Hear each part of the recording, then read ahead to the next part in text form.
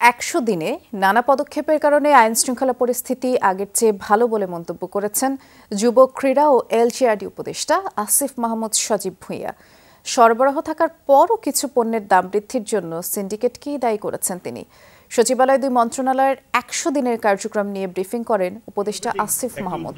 Double million offer, Walton fridge কিনে পেতে পারেন ২০ লক্ষ টাকা, রয়েছে কোটি কোটি টাকার নিশ্চিত উপহার। বলেছেন এই ১০০ দিনে আইনশৃঙ্খলা পরিস্থিতি আগের চেয়ে ভালো হয়েছে। জানিয়েছেন ভঙ্গুর পরিস্থিতিতে দায়িত্ব নেওয়া হয়েছিল, সে অবস্থা থেকে উত্তরণে পুলিশ বাহিনীতে নতুন জনবল সহ গাড়ি ও সরঞ্জামের সংকট কাটানোর চেষ্টা চলছে। আর সিন্ডিকেট নিয়ন্ত্রণে এখন কঠোরভাবেই বাজার মনিটরিং করা হচ্ছে। আরও কিছু পদক্ষেপও নেওয়া হয়েছে। আলু সবজি সরবরাহ বৃদ্ধির পরও দাম বাড়ার কারণও খতিয়ে দেখা হবে। উপদেষ্টা বলেছেন সংস্কারের সুপারিশ নির্ধারিত সময়েই পাওয়া যাবে। এরপরই রাজনৈতিক দল সহ স্টেক হোল্ডারদের সাথে আলোচনায় বসবে সরকার, তারপর যাবে নির্বাচনের দিকে। আসিফ মাহমুদ বললেন ১০০ দিনে বেশ কিছু সমস্যার সমাধান হয়েছে, আগামী ৩ মাসে এর দ্বিগুণ কাজ করারও আশ্বাস দিয়েছেন তিনি।